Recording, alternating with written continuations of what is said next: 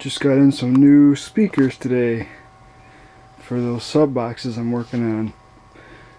Although I had some shipping damage here, and pretty nervous because these speakers are not cheap. In fact, this was darn near $900 worth of speakers right here. So I'm going to open this one up and make sure everything's alright. These were the more expensive of the two, actually. Here's what was inside the box. It's just kind of wrapped in cardboard. Got a pretty nasty scuff mark on the side of the frame. That ticks me off, but you won't see it once it's mounted in the sub cabinet anyway. I'm going to get this cardboard off here and check the cone now. Ah, it's beautiful. Nice brand new RCF L18 P200N. I've never bought these new before, so it looks a little different than my reconed ones. Cone looks alright, and the front looks alright, so other than that scuff mark, darn it. I'm going to flip it over. Tell you right now, these things are heavy. I think they're about 31 pounds each. I wonder if I can get focus on that label there.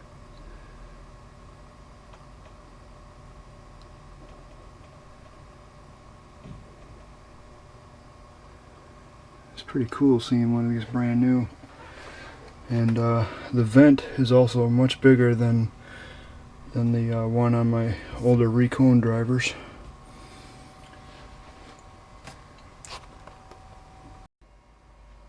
Also got a pair of these in. My first time buying Eminence drivers.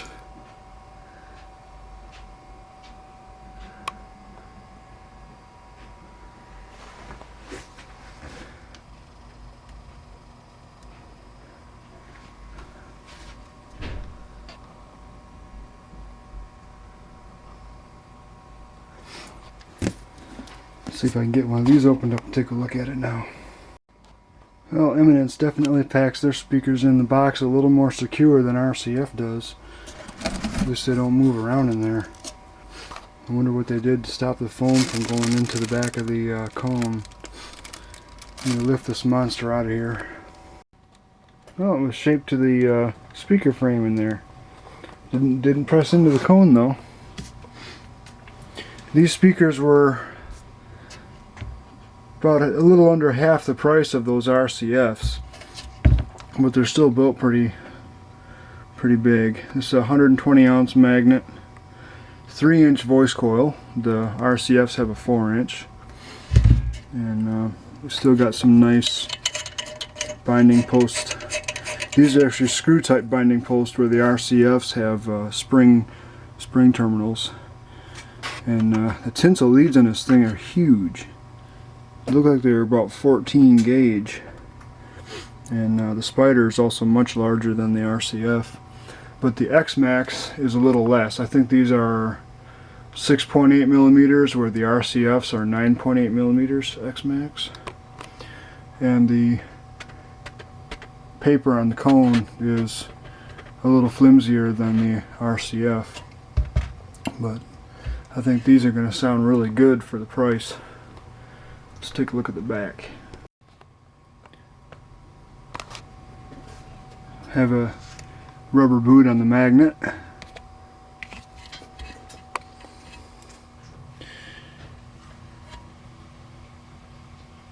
Eminence speaker, Kentucky, made in the USA. You don't see that very often these days.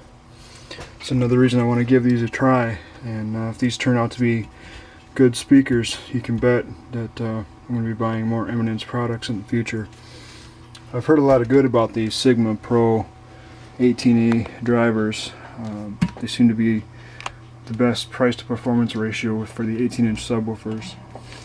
And now that I've looked at this magnet, I really think this driver is probably the closest thing to the original drivers that were in those sub cabinets that I'm working on, because they look darn near identical, and those original frames down there are from the early 90s, and Eminence told me that they were an OEM design, so they're not quite the same as the Sigma Pro 18A. So they said the Recone kit will not fit, but as far as the performance, they said it would drop right in, be about the same, if not better.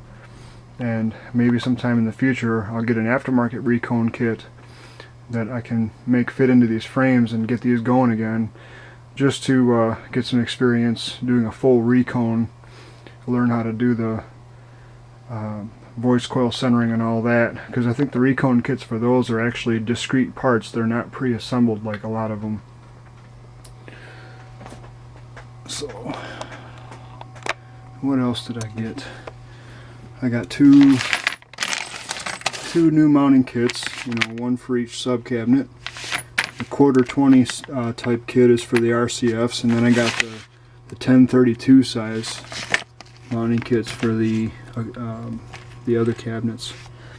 And sitting over here is a third one of these Crown K2 amplifiers. This one actually came back from Crown. They said it was not repairable, at least not economically repairable, so I'm going to dig into it myself.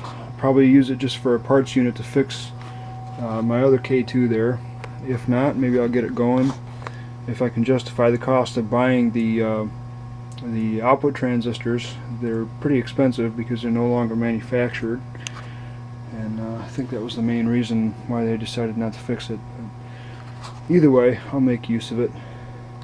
Even the shipping box is worth it for me. If I ever do decide to sell one of these, I know that it'll get to the new owner intact. Another thing I just noticed on the Eminence drivers, they come pre-fitted with a foam gasket already on the back of the frame, which is very nice if you're front mounting in your baffle, so you won't have to worry about any air leaks. Not even the RCFs have that on them. I think they have kind of a metal, the way the metal is formed on those, I think kind of works as a gasket, but I actually like this a little bit better. Yeah, looking again at the back of the RCF, you can see the difference. The frame actually overhangs quite a bit farther from where the cone starts on these, and there is no foam gasket, but I've always mounted them in the boxes just like this, and they haven't really leaked that I've noticed. So it's just a bit different design. These use a 16.3 inch cutout, which is very small for an 18 inch driver. I'm looking at the way the voice coil leads are attached in these compared to the ones that I had reconed. These actually have the tinsel leads glued to the back of the comb for quite a ways, and then they curve down and come up to the terminals. On the ones I had reconed, the leads were coming out really close to the spider, like close enough that they actually would hit the spider if the speaker moved enough, and they were not glued to the back of the cone like that. So I guess these leads were longer, or when they reconed my other ones, they just cut the tinsel leads a lot shorter instead of gluing them down like that. The downside of doing it like this is if that glue ever breaks loose, it's going to make a lot of noise because these leads are going to slap the back of the cone like crazy. I can't really get a view of these on camera because it's too dark, but you get the idea anyway. I got one installed as a test fit with just 2 screws because I've been having some trouble with the T-nuts staying in place because I didn't install them right. Taking the old ones out kind of messed up the wood, but man, hitting this thing with 500 watts and it hardly flinches.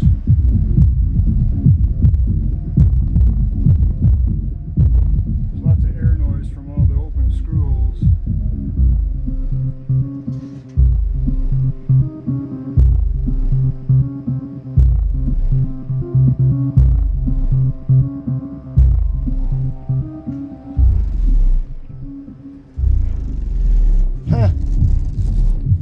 There's air leaking out like screw holes all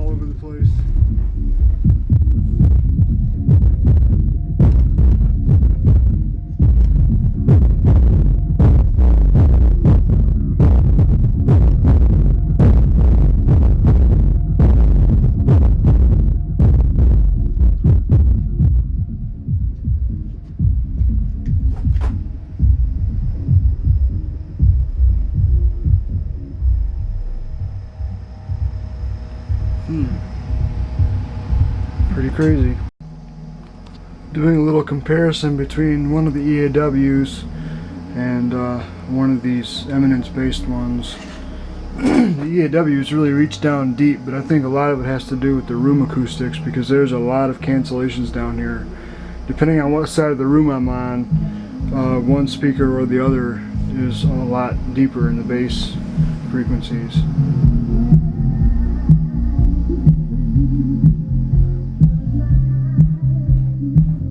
I'm finding a lot of rattles in all my subwoofer boxes now that I've got the highs muted.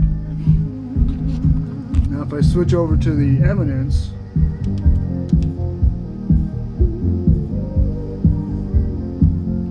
it's definitely tuned a little higher, but it's not as efficient as the EAW, I'll tell you right now. Probably because of the boxes. But I've had these things the full 500 watts as the amp could put out, and it just ate it right up. No problem. I think I actually need more power. Let's go back over to the EAW.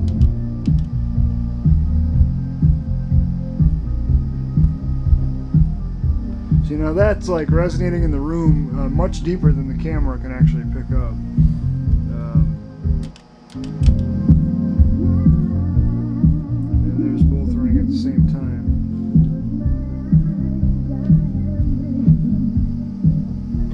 Yeah, so I think all my subwoofers need a bit of work. I've got something loose in the cabinet on that one over there, I found out. And these, of course, I just got to finish putting them together.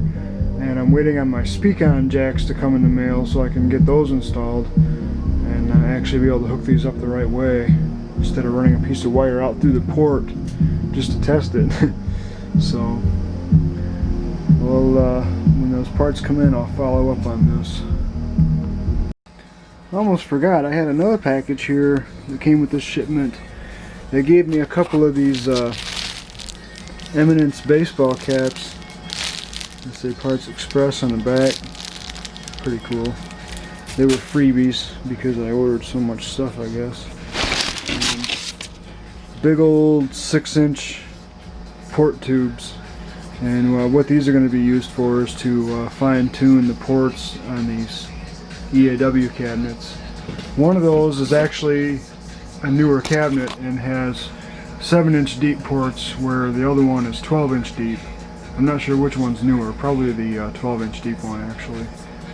But I'm going to make them both match, whether I need to shorten one or lengthen one. I'm going to make them both the same. And also tune the port on these to match the speakers a little better if need be. But there's quite a bit of work left to do. I'm sure it's all going to sound great when it's done.